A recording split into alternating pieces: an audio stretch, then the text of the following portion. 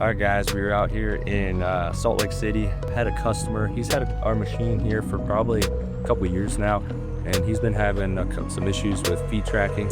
He's actually ripped off 2 belts in the last year. He gave me a call this morning. It was about a 6-hour drive for us. We loaded up the truck, brought everything out. We're gonna put a new belt on for him right now, see if we can't get him fired up. He's got a rental coming up tomorrow. It'll be nice for him to have a new belt on there going into some rentals. So yeah, we'll get him fixed up. Hopefully we can get out of here before the sun sets, but we'll see what happens.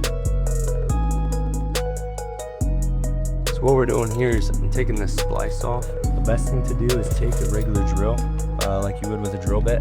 Take your chuck, put on the end of that splice right here. As you can see, I got vice grips and ratchet straps just pulling the tension off. And then what that does is it relieves a lot of the pressure here. You hook that up there. And this one's a little bent, so we're gonna have to play with it, see how it happens, but we might have to cut it there.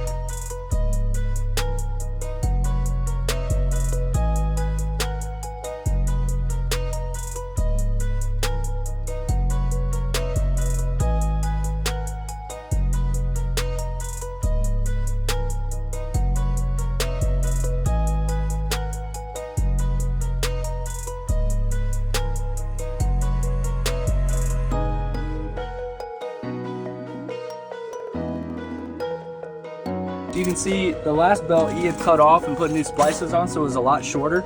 So we got a lot more room on this one, which actually makes it a lot easier.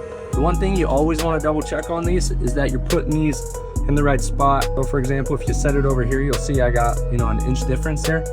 But if you line it up perfect, you'll be pretty close on both sides.